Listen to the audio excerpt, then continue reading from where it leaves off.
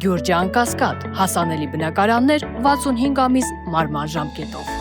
Պարոն Ղազինյան, հեծի լիցենզիայի հնարավոր փոփոխությունը ինչ տնտեսական հետևանքներ կարող է ունենալ պետության վրա եւ ընկերության վրա եւ հատկապես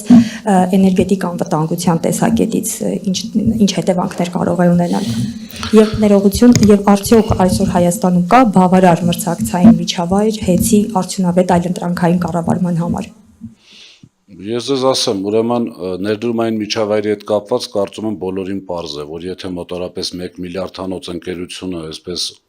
կոպիտ չոր խլվում է, չեմ կարծում, որ աշխարհում լինի մի կորպորացիա, մի ընկերություն կամ մի պետություն, որը փորձի ներդրում կատարի այդ երկրում։ Քանի դեռ այդ երկրում քաղաքական իշխանությունը փոխված չէ եւ այդ երկրում բիզնեսի համար ազատ միջավայր ստեղծված չէ։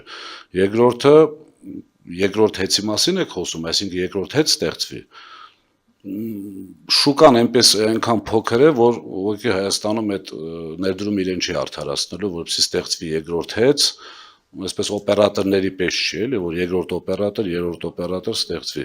Հեծի պարագայում կարծում եմ այդպիսի ներդրում ոչ մեկ չի անի։ Երկրորդ հեծ ունենալու։ Ես մի քիչ ավելացնեմ, նայեք, ուղղակի երկու հետևանք կա, մեկը միջազգային արբիտրաժի միջոցով, եթե ճակատավոր խլման, ճակատավոր չէ, խլման գործընթացը ավարտին հասցվի, այս պահին Ստոկհոլմի ներդրումային արբիտրաժում քննվում է գործը, որտեղ հայցագինը $500 միլիոն ավել է,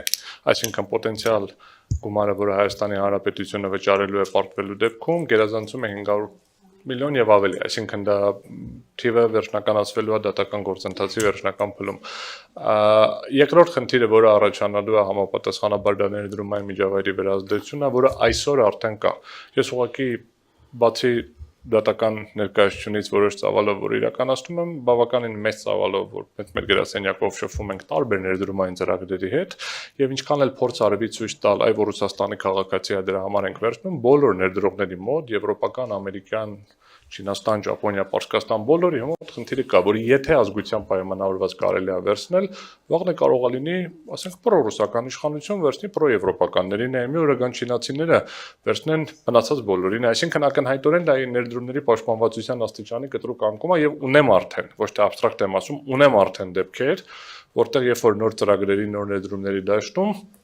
որպես կանոն հարցաշարեր են տալիս, ինչ ընկերություններ, ինչ հարկեր, ինչ աշխատանքային, առանձնացված ներդրումների պաշտպանություն առանձնապես մեջը ֆիքսելով հետ։ Այսինքն մի դեպք չի։ Իսկ սա ուզում եմ ասել ուշադրություն հրավիրեմ, միակ դեպքը չի, ախր ներդրումների իրավունքների խախտման։ Մենք առնվազն այս պահին հեսա որ սպասում ենք Սանիտեկով, դա մի քիչ այլ դաշտում է, բայց կա Զանգեզուրի պղնձամոլորինային կոմբինատի հետ կապված Վոլնարթի դատական գործը միջազգային, կա Ամուլսարի հետ կապված գործը, կա մի հատ էլ ունենք, կա ավիաընկերության, անիֆի հետ կապված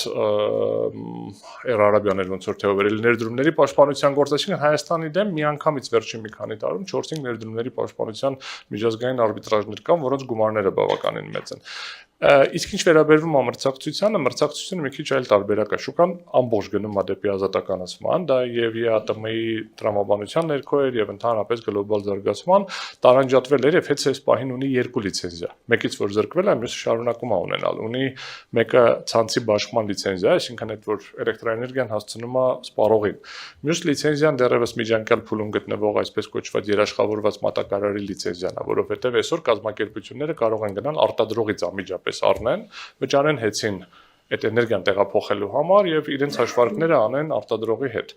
Դեռևս սպառողների դաշտում այդ ամբողջական ազատականացում տեղի չի ունեցել, բայց ինչ որ մի փուլում զարգացումները կարող է բերել 10 տարի, 20 տարի հետո, որ էներգետիկայի շուկան, ոչ թե տրանսպորտը, այլ շուկան ազատականանար եւ անձը կարողանար էլեկտրաէներգիա առնել, ասենք, որևէ ուրիշ կազմակերպությունից, այդտեղ սա կգնայի մրցակցություն լիներ։ Ժամանակին էլ մենք ունեցել ենք մի բջջային օպերատոր, հա, ինչ որ 20 տարի առաջ, հիմա կա 3 օպերատոր։ Չէ,